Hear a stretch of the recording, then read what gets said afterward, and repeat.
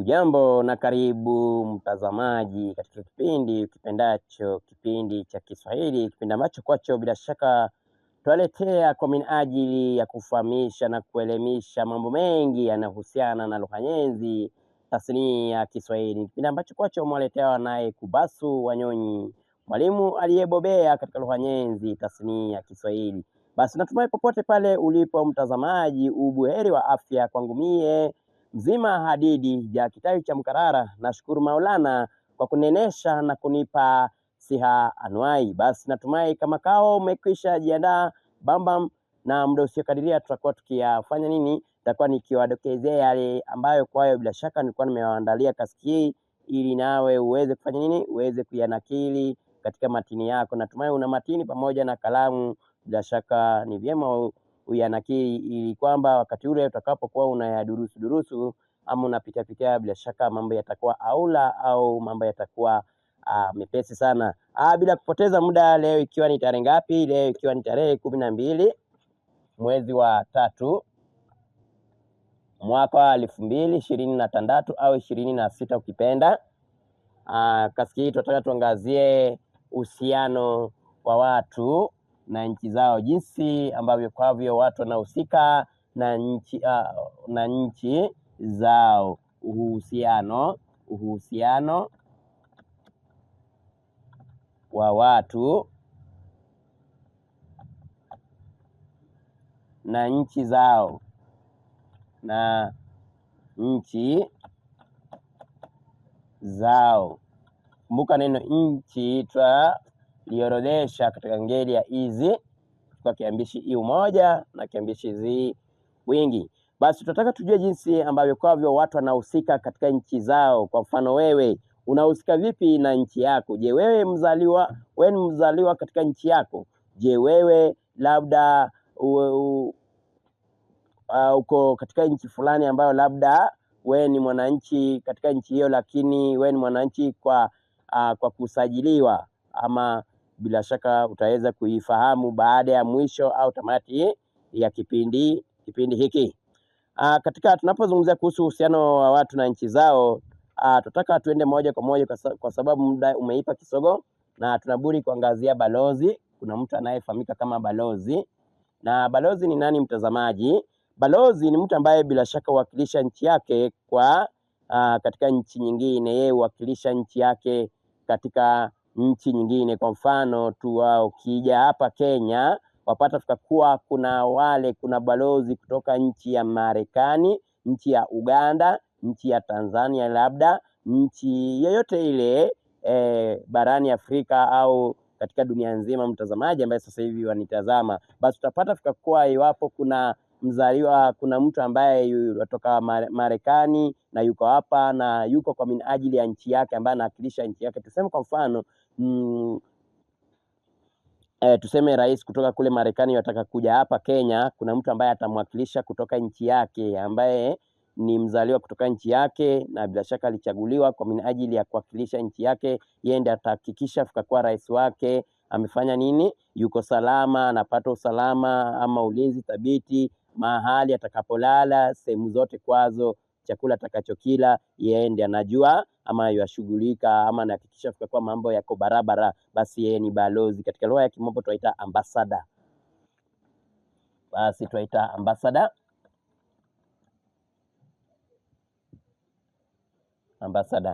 Kisha kando na balozi, mtazamaji, tuna barakala.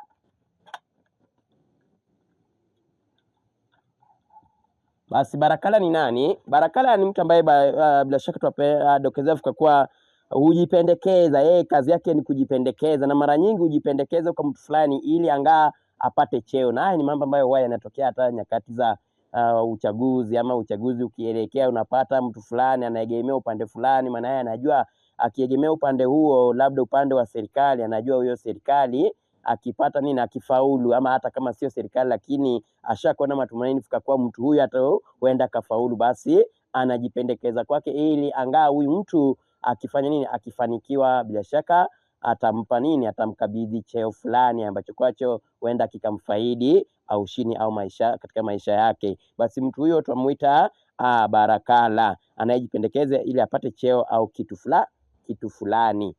Kisha kando na barakala, natumai umekwisha durusu yale ambayo nimeanakili kwenye ubao. Wacha nifute ili tupate nafasi. Kisha kando na barakala tuna beberu. Beberu.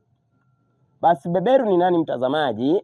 Beberu tuwadokezea kwa kuwa ni mtu ambaye utawala nchi nyingine, anayetawala nchi nyingine, yani katika lugha nyepesi tunaita mkoloni. Basi mkoloni ni mtu anayetawala nchi nyingine, basi yeye huitwa mkoloni au beberu. Kumbuka labda si nchi yake, lakini anaifanya nini? Anaitawala kutokana na zile nguvu alizopewa ama anazo, mtazamaji ambaye sasa hivi yuanitazama. Basi nimesema pia waweza muita mkoloni, beberu au mkoloni.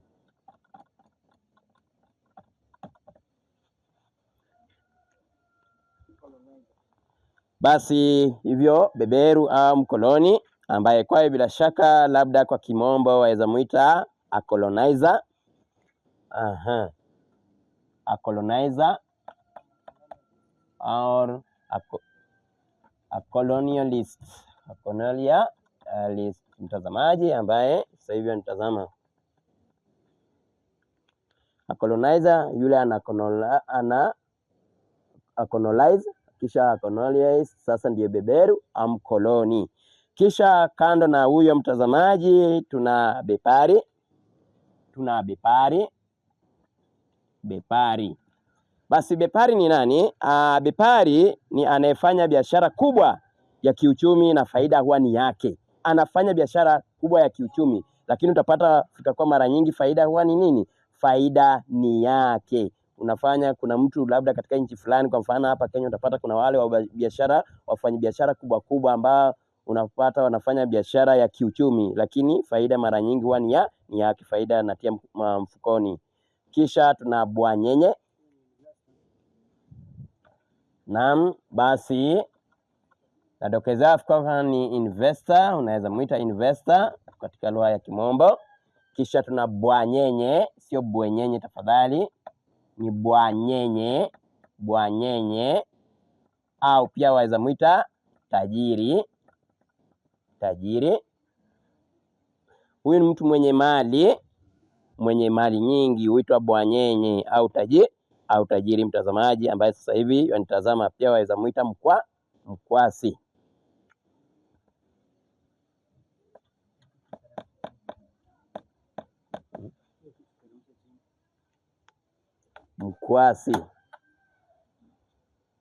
Basi pia waweza muita mkwasi.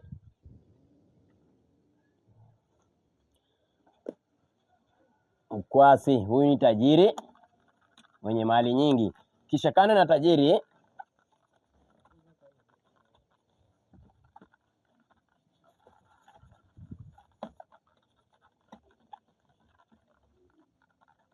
natumai unajua tajiri ni rich person. A rich person. Basi kando na tajiri tuna rais. Tafadhali tunazungumzia rais. Rais ni mtu aliyechaguliwa. Tunasema fika kuwa kiongozi wa nchi jamhuri na uchaguliwa na wananchi. Rais katika lugha ya kimombo huitwa president. Katika nchi iliyopata jamhuri, ambayo nchi iliyo na uhuru, basi tunapozungumza kuhusu kuwa na uhuru, bila shaka hapo mnaweza mtu ana uhuru wa kuchagua yule anayemtaka, ambaye mwishowe atakuwa kiongozi wa nchi hiyo. Kisha tuna dictator. Natumai ni neno ambalo limetoholewa kutoka Kiingereza ama kimombo, dictator. Katika kimombo natumai utaandika hivi.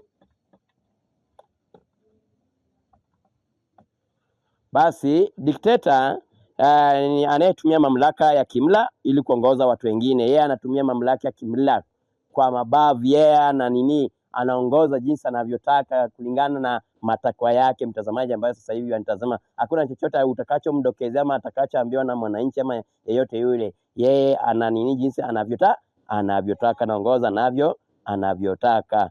basi yeye huitwa dikteta. Kisha tuna fashisti. Tuna fashisti. Fashisti ni nani mtazamaji? Fashisti ni mwenye fikra au anayefuata mfumo wa kisiasa wa utawala wa ubavu. Yeye anafuata mfumo wa siasa ama mfumo wa utawala wa siasa wa kibavu mtazamaji, ambaye sasa hivi yanitazama. Mwenye fikra au anayefuata mfumo wa kisiasa wa utawala wa mabavu, ambayo kumbuka dikteta yule anatawala kwa ubavu. Sasa kuna yule ambaye anafuata huo utawala, ambaye bila shaka huo utawala kwake kunamfurahisha sana, bila shaka na anamuunga mkono yule dikteta, basi yeye tunamuita fashisti. Kisha kando na fashisti tuna nani? Tuna jasusi. Tuna jasusi. Jasusi ni nani mtazamaji? Ni mtu ambaye hufanya upelelezi nje ya nchi yake, hufanya upelelezi nje ya nchi yake bila shaka, na unapata fika kwa ufanye kwa niaba ya nchi nyingine, ufanya upelelezi nje ya nchi yake. Unaweza ajiriwa kufanya upelelezi nje ya nini? Nje ya nchi yako. Naam, anayefanya upelelezi nje ya nchi yake kwa niaba ya nchi nyingine. Kumbuka mfano, unaweza pata kuna mtu ni Mkenya anafanya upelelezi nchi ya Uganda kule, ili ataka kujua nini? Ukweli. Na kumbuka fikakuwa anataka kujua ukweli kuhusu labda anafanyia nchi fulani ambaye labda ni nchi ya Marekani huo upelelezi. Basi wakati mwingine labda tunaweza muita spy ama naam, anayefanya upelelezi yeye huitwa jasusi. Kisha tuna jumbe, mkuu wa mji au mtaa. Jumbe ni member of parliament. Jumbe, member of parliament ama MP, kwa ufupi ni MP, member of parliament. Basi yeye ni kiongozi wa mtaa au mji. Kisha tuna kibaraka. Kibaraka ni mtu yupi? Kibaraka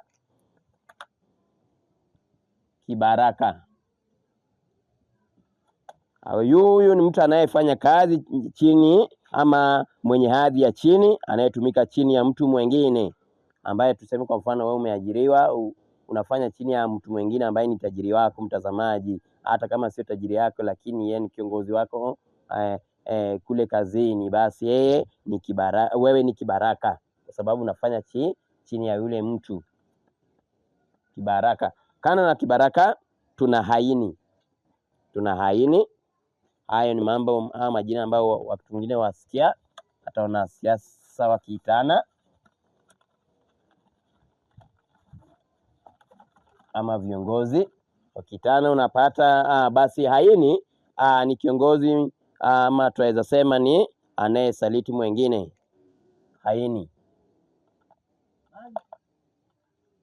Haini yeye usaliti wengine mwingine, usaliti mwingine, yeye ni haini, anayesaliti mwingine huitwa nani? Huitwa haini. Kisha kando na haini tuna nani? Tuna mfalme. Mfalme ni kiongozi wa nchi ya umiliki, kiongozi wa nchi miliki. Mfalme kiongozi mwanamume katika nchi miliki, mfalme. Akiwa wa kike huitwa malkia. Na mfalme na malkia. Katika lugha ya Kimombo tuna king ni mfalme, kisha queen ndiye malkia, queen. Kwa mfano wapata kuna zile nchi ambazo kwazo bado zinatawaliwa na mfalme au wafalme au malkia mtazamaji. Kumbuka hao ni watu ambao bila shaka wani wamilikaji, ambao hao ndio utawala kaditadi watakapo kufa. Nchi kama hizo tutasema tutakuwa sio nchi jamhuri ama sio nchi jamhuri. Kwa sababu gani? Kwa sababu ni nchi ambazo watu labda hawana uhuru, huwezi ukamchagua yeyote yule unayemtaka. Tuseme kwa mfano ikiwa mie mfalme na nikikwisha staafu kutokana na umri wangu, ama nikichoka ama nikifa, watachagua mtu ambaye yuko karibu nami, na sio tu karibu, mtu wa familia yangu, anaweza kuwa mtoto wangu. Vivyo hivyo mtazamaji, ambaye sasa hivi anatazama, mtoto wangu akifa ama akiacha uongozi, mtoto wake yaingia kwenye hatamu, ama mjombae ama mtu yote ambaye ni uko wake, mtazamaji ambaye sasa hivi yanitazama. Kisha kando na mfalme au malkia, tuna nani? Tuna mhamiaji. Mhamiaji ni mtu anayehama mahali kutoka sehemu kwingineko, labda wahama kutoka kule unakoishi waenda eneo jingine kwa sababu zako ambazo kwazo wewe mwenyewe unazifahamu, basi huyo ni mhamiaji. Basi tuna huyo mhamiaji anayehama sehemu fulani na kuelekea sehemu nyingine, basi ni migrant katika lugha ya Kimombo. Kisha tuna nani? Tuna mkazi anaishi sehemu fulani. Mkazi, ikiwa yaishi sehemu fulani, wewe ni mkazi. Basi katika lugha ya Kimombo hivyo hivyo resident. Kisha tuna mkereketwa. Mkereketwa ni mtu aliyetopea katika ushabiki, ama tunasema fikakuwa aliyetopea katika ushabiki wa chama au itikadi. Mtazamaji ambaye sasa hivi yanitazama, utapata fikakuwa kuna wale ambao utopea katika ushabiki fulani. Kwa mfano, iwapo ni upande wa mpira, yeye ni shabiki sugu wa timu fulani ambaye bila shaka huwezi kumtoa hapo, hata wafungwe mabao mangapi, bila shaka yeye hawezi akabanduka. Ama ikiwa kwenye chama, kwa mfano katika hizi katika mambo ya uongozi, unapata kwa yeye ni mtu wa chama fulani ambaye hata mtu wake akishindwa yeye habanduki. Mtazamaji ambaye sasa hivi wanitazama, basi yeye huitwa mkereketwa, aliyetopea katika ushabiki au chama au itikadi fulani. Kisha tuna nini? Mkimbizi. Mkimbizi katika lugha ya Kimombo ni refugee. Mkimbizi.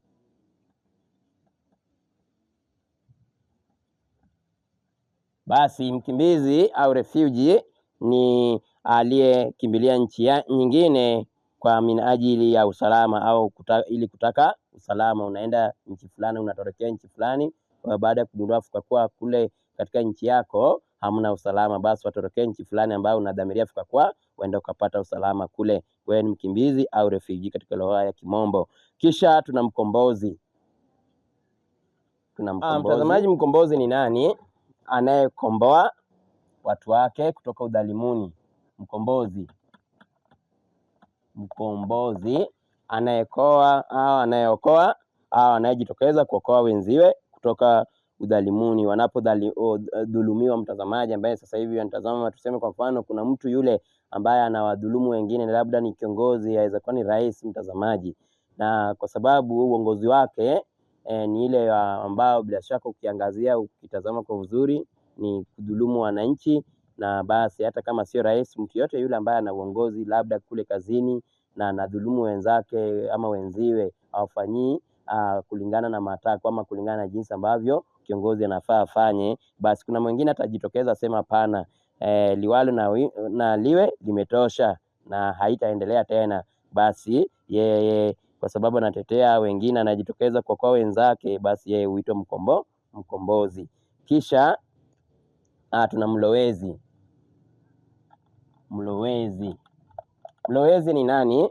Mlowezi ni mtu ambaye huhamia nchi nyingine na kuifanya makao yake. Unahamia nchi nyingine na kuifanya, kwa mfano sasa hivi naweza hamia nchi ya Uganda ama nchi ya kule Marekani, na nikikaa muda fulani, basi nitakuwa mwananchi kule Marekani. Sasa nitakuwa raia wa Marekani kupitia labda kusajiliwa. Basi huyo ni mlowezi, anayehamia nchi nyingine na kuifanya makao yake. Mlowezi. Kisha kando na mlowezi tuna nani? Tuna mndewa. Mndewa ni kiongozi katika jamii yake, mtazamaji ambaye sasa hivi anatazama. Ukisikia kwa mfano huku nchini unasikia kuna watu wa nyumba kumi, wazee wa nyumba kumi, ama ukienda kule katika mitaa kule ama kijijini kule mashinani, utasikia kuna nani? Kuna mzee wa kijiji pale ambaye chochote kile kikitokea kibaya, ni yeye ndiye anaarifiwa kabla mambo haya yafikie labda kwa chifu ama naibu wa chifu, mtazamaji ambaye sasa hivi anatazama. Basi mtu ambaye ni kiongozi wa jamii yake yeye huitwa mndewa. Mndewa. Huku nasikia wakiitwa wazee wa nyumba kumi. Kisha kijijini kuna jinsi ambavyo watu wanaita kwa lugha tofauti tofauti, mtazamaji ambaye sasa hivi yanitazama. Kisha tuna mpelelezi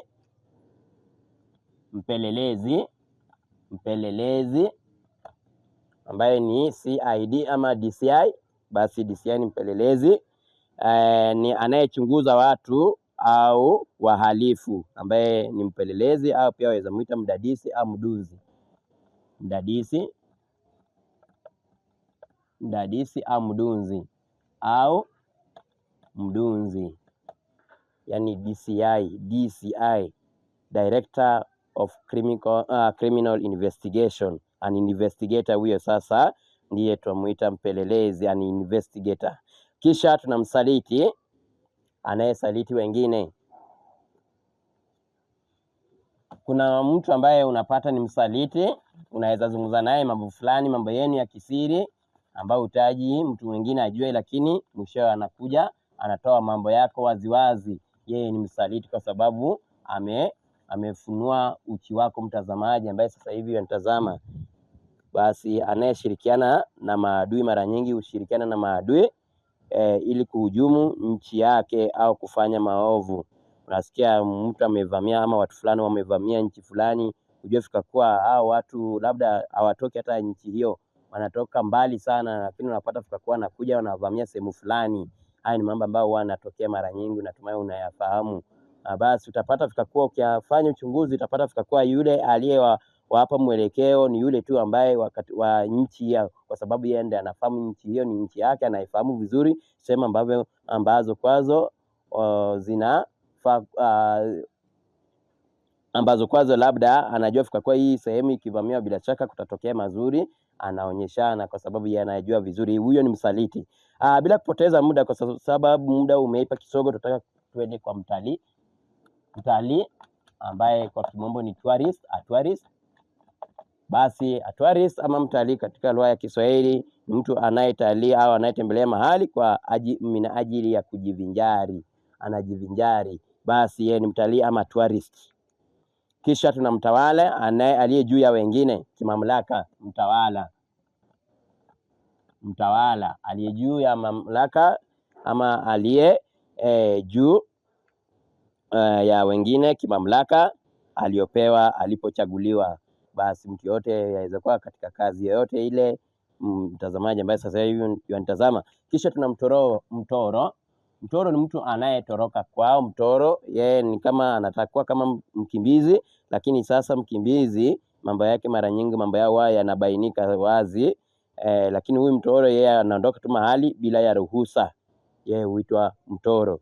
Kando na mtoro tuna mvamizi, mtu ambaye hupateka mahali fulani. Mvamizi anavamia sehemu fulani, anapateka ama anapateka nyara. Basi tunasema fika kwa anayeingia mahali na kupateka bila idhini, ambaye pia tunaweza muita mnyakuzi.